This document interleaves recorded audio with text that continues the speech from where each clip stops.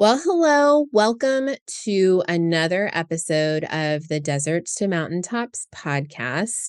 I am here with another contributing author from the second volume, which is of our anthologies, Choosing Our Healing Through Radical Self-Acceptance. I am Jess Buchanan. I am the founder of Soul Speak Press, which is a non-traditional boutique publishing company for women who've been through something. Now they know something and now they want to teach us something. And I am so excited to be joined by Michelle Ihry, who is a contributing author to our second volume. And man, does she ever have a story. Michelle, I'll stop talking about you in third person since you're here.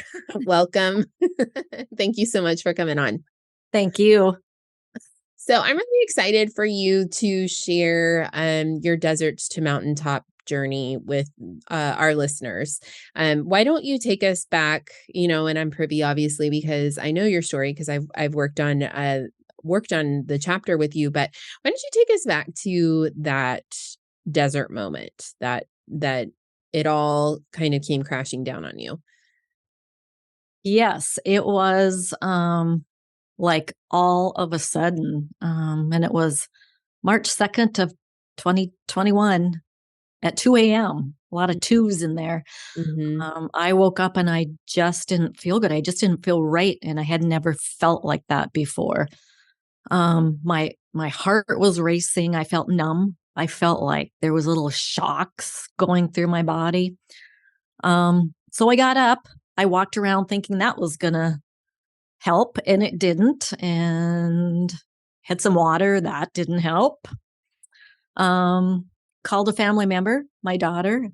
And of course, at 2 a.m., it isn't that a lot of people have their phones, I don't think, by their bed. And she didn't. I called twice, and then I realized that I needed more help. So I made that 911 call. Mm-hmm. Mm-hmm. And so, Um, and they come, the paramedics come, and what do they discover? well, it took like 3 minutes. They were there, and first they did was my blood pressure, and I was like 199 over 107. Oh my God, that's so scary. It was pretty high. They did the EKG, and by the time they did those couple of things, my blood pressure had been coming down just a little bit, but they really did feel like I probably should go to the ER. And this was 2:30 in the morning, and they said I could go in the ambulance or drive myself, but I was not comfortable about the ambulance. A little bit embarrassing because it was just high blood pressure, right? Mm.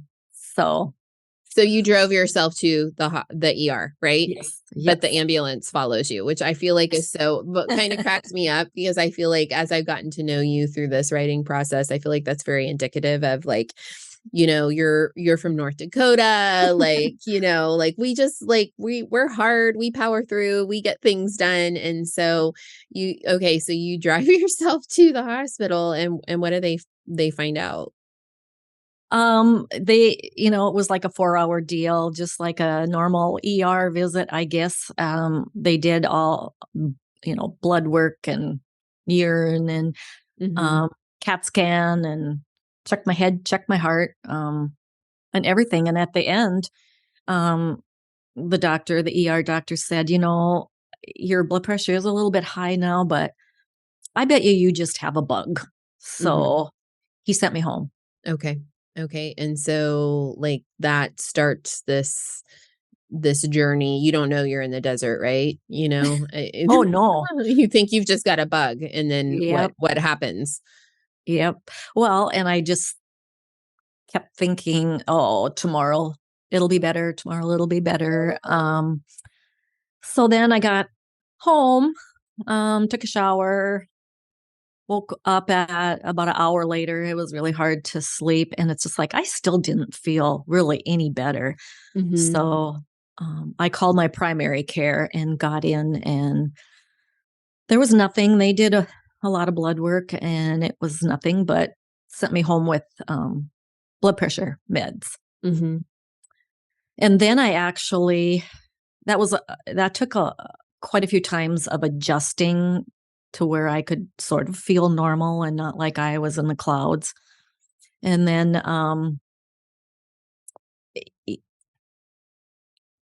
Keep going. So, I mean, you're like it's, on blood pressure medications, you're going to all these doctors, and yep. you're just not feeling any better and you're not getting any answers. So, And like, then how long does this go on for? okay, well, this went on, for 6 months. And I ended up going back to my primary, and they did biopsies.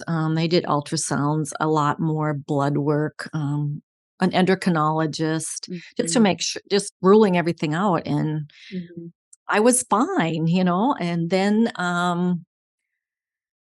I saw a functional doctor, mhm, and then I saw two naturopaths mhm. and a radionic healer.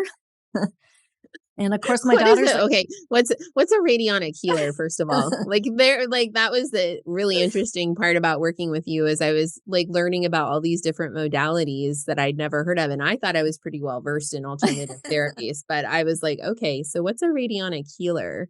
well, and he was in a different state, and he works with people all over the United States. Mhm, And he's got his little machine, and it's energy work. And he works through like YouTube systems. And he's got this little well. And I had sent him a picture of my face, my neck, and my belly button. your And belly from button. yeah, and from there he put me in the well, and then he could tell, like, there was quite a few little things that he cleared, and he knew my blood pressure was high. I remember one night it was so high again, and I called him and I said, Robin, I don't know, I may be having a heart attack. And whatever he did, he got my blood pressure back down. But at the end of all this, he called me one complicated lady. He said, I don't know. I just don't know what's wrong. And the other professionals, well, it was a mystery. One called me a mystery. One had to think out of the box. Mm, And then not what you Robin, wanna hear from your medical professionals, right? no. And once I heard one complicated lady, it's like, am I crazy? Mhm, I've been doing all of these appointments and the money that you put into it. And I just had to sit back and decide, like, is what's next. And many times I would sit in my chair like a zombie and start researching. mhm. Um, I did have a friend that called, and she just said, Michelle, there's a place in Minnesota called New Hope Healing and Resource Center. They do a lot of autoimmune checks, and you should maybe go there. Mhm. But I was a little bit stubborn at that time. I'd been to so many appointments. I had just like a bazillion blood draws, Yeah. and I just felt like, well, okay, then that's it. This is just how I'm going to be. This is like Um, the new normal. yep, this is the new normal. Mhm. So then, I think it was a week later, I just couldn't feel any better. I didn't want to get out of bed, hardly could take a shower. So I called there and talked to the gal on the phone. And she said, well, she asked me a lot of questions, a lot Mhm. of like, what kind of symptoms are you having? Mhm. And then she said, Michelle, you need to get here. Oh. So I agreed. And it was Mhm. just a few days later they got me in, and it was another huge blood workup. Yeah. And 3 weeks later, I found out. So, You found out what? well, um, Dr. Montag was scheduled at 11 o'clock for this phone call, this phone appointment. And it was 11 o'clock. It was 11:05. It was 11:10. It was 11:15. I hadn't heard anything. So of course I was thinking there's probably no news. Mhm. I was getting kind of nervous. So by 11:20, the phone rang, and it was Tim Montag. And he said, "I'm sorry I'm late. I went over on my patient earlier. But Michelle, we found out what's wrong. You have Lyme's." And I didn't want to have Lyme's, but I didn't want to be crazy either. I was just Yeah. so happy that Yes. finally I found out. It was like Christmas. Yeah. I was so excited. And well, then he starts, got my tablet out again and everything that they found out on the blood work. And then I started antibiotic that day, and I was on antibiotics for 5 months. And then from then, I have been on herbs and tinctures since then with him. So would you say that that moment that you got the diagnosis of Lyme's, would you call that your mountaintop moment? I would. I've never been so happy in the last 6 months as I was then. Even though I didn't feel good, Yeah. I think it really helped me to understand my body. And then I could start researching even a little bit more, and then listening to podcasts of other people that have been going through this, and so much the same, and just like, okay, I'm going to work on healing. And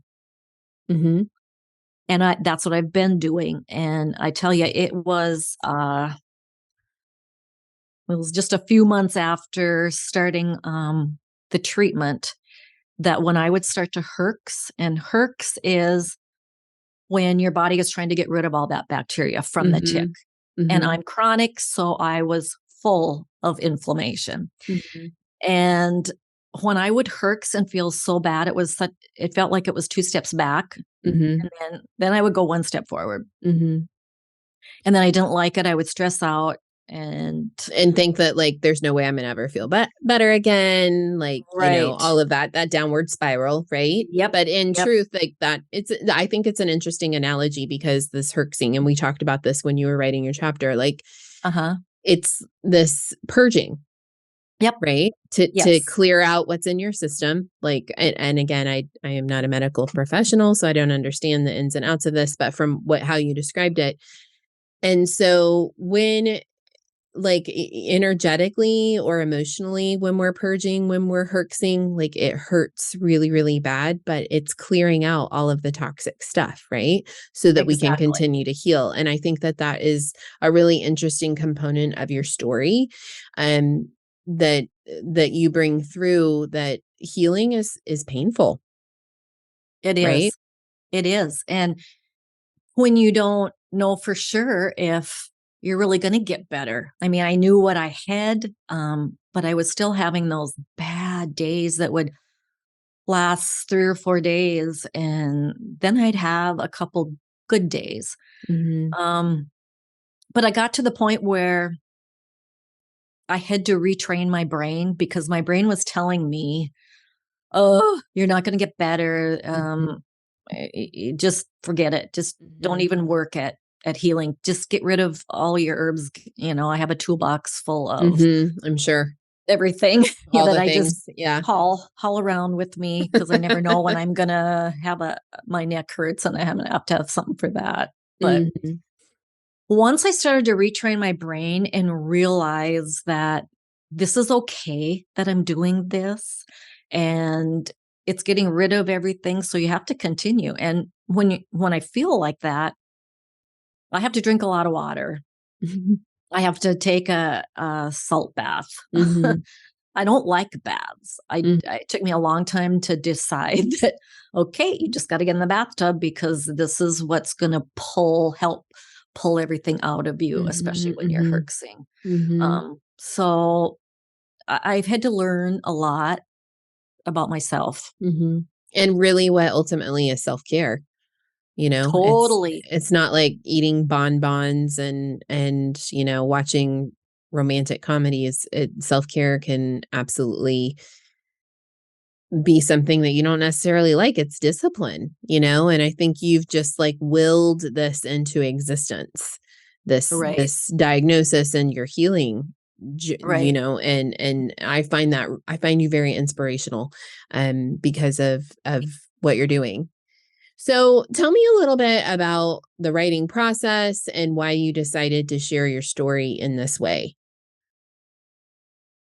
Well, before I was diagnosed, I said to my husband, Reed, I just said, if I can figure out what's wrong and start to feel better, I would love to write an article. And by no means am I a writer. And Jess, you know that. I just, Hey, we've all got to start somewhere. if, You've been herxing, you know, that takes energy. Okay, I'll go with that. Thank you. So anyway, I just said, I think I just need to write an article because there's so many people that I've talked to that don't feel good and they just don't get answers. Yeah. And if this can help somebody, Mhm. that would just make my day, Yeah. even if it's just one person. And in fact, I have helped a couple of people that seem to be going through about similar things as Mhm. I did. And I kept saying, you should check on Lyme's, just Mhm. talk to your doctor.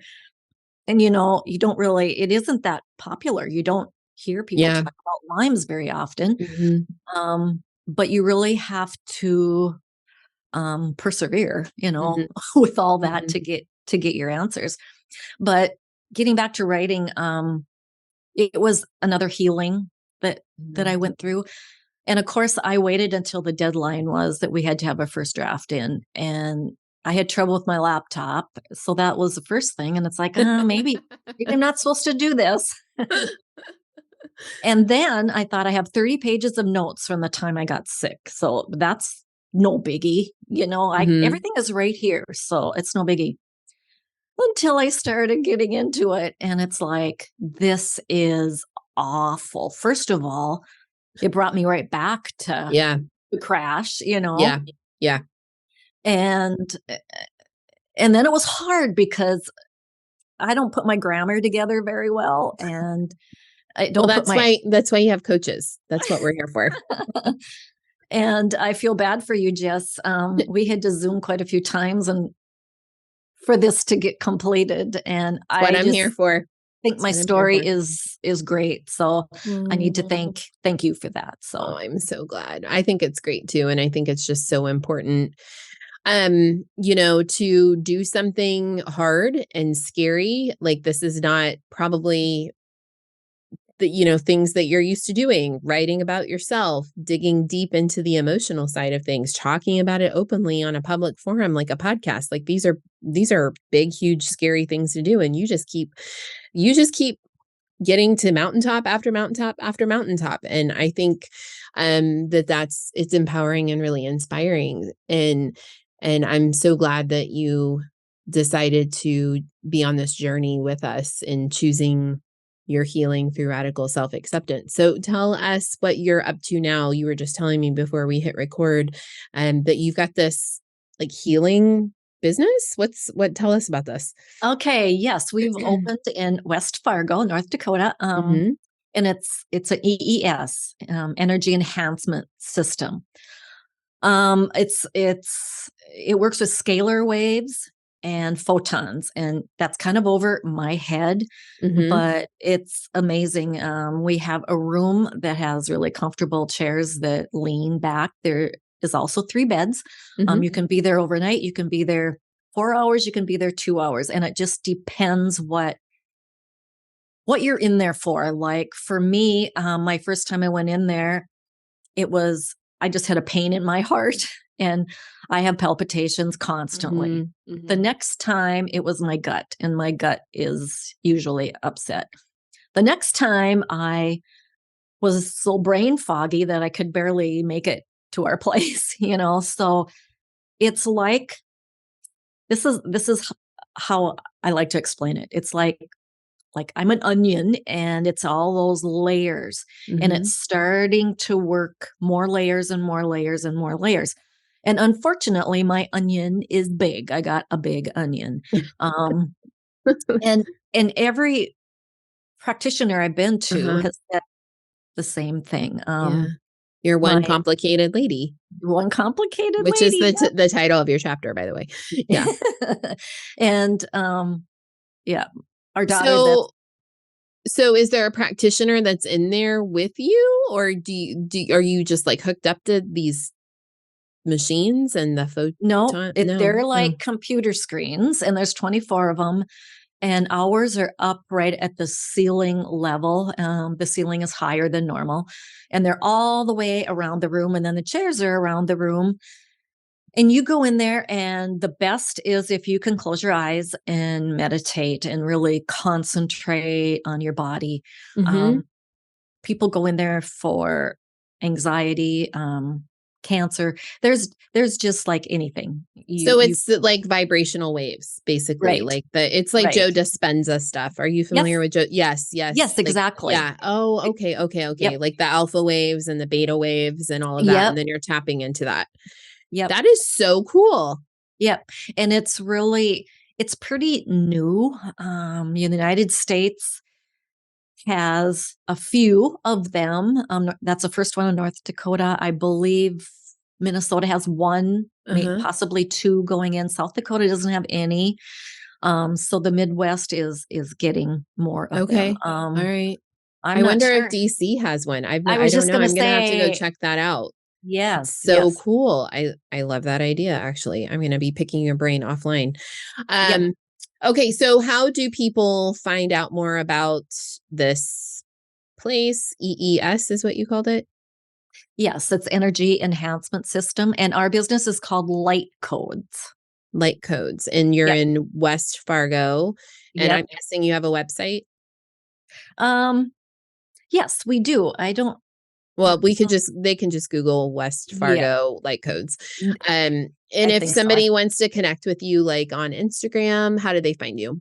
Yes, it's at Michelle.Ihry, IHRY, and also on my Facebook page, IhryMichelle@gmail.com. Awesome. Yep. Michelle, thank you so much for just being brave and being yourself and sharing your journey. I have no doubt that you're going to help more than just one person. Thank you. This has really been great. It's been a lot of work. I'm not gonna lie about it, and Yeah. um, but it's been great, and you have been great. And Lauren, I mean, everyone is very helpful, because I didn't know anything about writing, so Mhm. I Good. really So thank you you. learned something. Yeah. Learned something. Well, Yep, and I I've think learned boundaries. I ooh, mean, about my myself. I've favorite. learned a lot of boundaries, um, confidence. Yeah. So so I've really learned a lot, and I feel good about that. Like, I can say no to things, Mhm, and I have an opinion now where before I just kinda went with the flow, and, mhm. um, I reacted how I thought people wanted me to react, Yeah. and, I'm not anymore.